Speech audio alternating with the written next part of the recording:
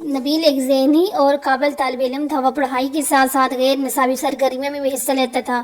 14 اگست کی آمد تھی، سب محلے والے 14 اگست کی تیاری میں مصروف تھے۔ باجے، جھنڈیاں کی خریداری ہو رہی تھی۔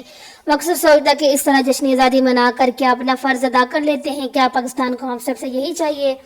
کوئی عملی کام نہیں، کوئی اصلاحی کام نہیں، بلکہ باجے بجا بجا کر لوگوں کا سکون بھی غارت کرتے ہیں۔ اس نے اپنے دوستوں کے گروپ سے مل کر یہ عہد کیا ہے، جشن آزادی پر میں پاکستان کے لیے کوئی عملی کام کرے گا۔ آزادی والے دن کو سادگی سے منائیں گے، شکرانے کا نفل ادا کریں گے۔ پروردگار نے ہمیں آزاد ملک عطا کیا۔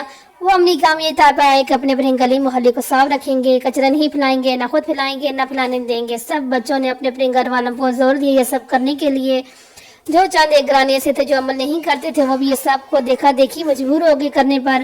کمیٹی والوں سے کہہ کر ایک بڑا کچرے دان رکھوایا گیا۔ گلی کے شروع اور اختتام پر ہر دن 2 ڈیوٹی دیتے۔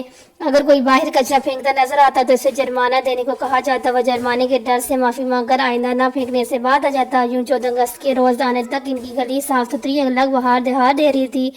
نبیل اور اس کے ساتھیوں نے ناممکن کو ممکن کر دکھایا۔ جو جشن آزادی منانے کا صحیح حق ادا ہوا۔ اس ملک کو ہمارے لیے ایسے ہی کام کی ضرورت ہے اور ہمیں ایسے ہی کام کرنے چاہیے 14 اگست کے موقع پر بھی اور ویسے بھی۔